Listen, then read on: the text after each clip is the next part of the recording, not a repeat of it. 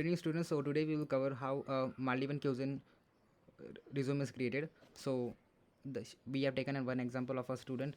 Uh, she is working in Maldives. So she has created a resume from us and also a cover letter. So we will cover how the overall structure is and how you can prepare and get a brief idea about what to include, the main things, and what is the job actual position, and what are the requirements, basic requirements of the HR in Maldives and the resorts present there. So the starting with is your professional photo of yours with a clean background. You can have your own uniform and take a picture. So if you are taking a live picture, that will be more useful, but if you are taking a picture of your already a photograph, so that might affect the clarity.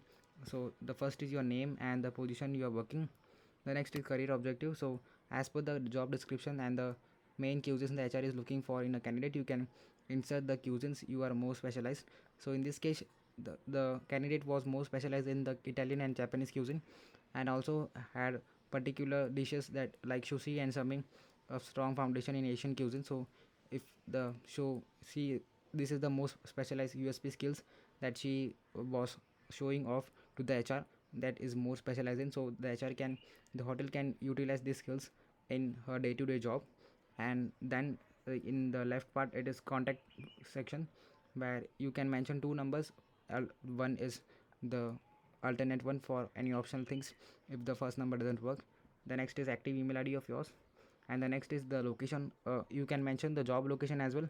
In the bracket you can mention it is job location or work or home if you are mentioning your residential address. And the next is education. So here you can mention the full form of the board, and you have the school name of yours, not short form. And you can have the marks and the passing year. In the next above section we have work experience of yours in chronological order, means the first is the most recent one, and next the second last and the third last. And the next is the job responsibilities of yours. So whichever responsibilities the HR is looking for in a candidate, you can mention the first in the first two line itself.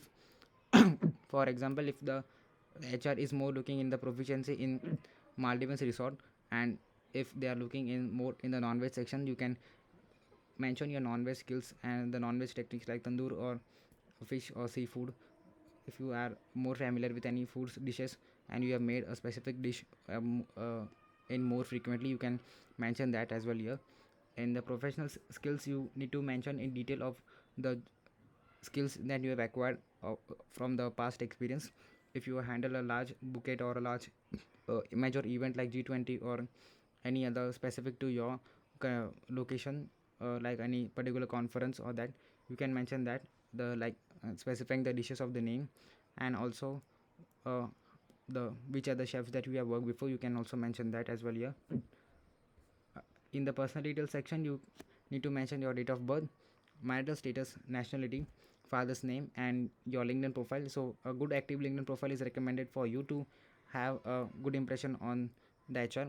So the HR might look on your LinkedIn profile to see how much updated are you about your cuisine and about the sector. So are you posting enough content and sharing your learnings with others, that will build your more personal brand and that can stand out you among other candidates. The next is the reference part. You can have one or two references. More references are available upon request. The next is the acknowledgement part. So you can place this statement. You can change this statement according to your English and as per your grades. You can have your signature and your name. And in this part you need to mention your certificates and awards. So if you have too many certificates, you can mention the two or three which are more relevant to the position. You can the hobbies are optional here. Still, if you resume has enough space to include, you can mention the hobbies as well.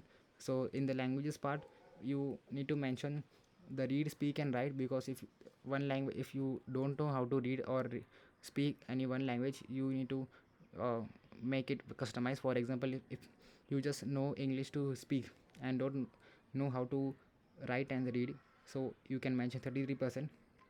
But if you know read and speak, you can mention 66%. But if you know everything, you can mention 100%. And mostly the resume should be 2 pages, so If it extends, you can extend until 3 to maximum 4 pages, but not more than that, because that will be too much for the HR to go through. Maximum 3 pages is enough if it isn't coming in 2 pages. So it is recommended. And if you need more assistance in creating cuisines, the resumes and the cover letters for the Maldives resort, you can contact us on the given WhatsApp number, and we will help you to clear it. So we have many examples and many templates to, and with unlimited customization. But also we suggest you to specific improvements on your LinkedIn profile after your resume making, so that will enhance your personal brand, and also to make you more updated about the current opportunities that will help you to upgrade in your career. Thank you.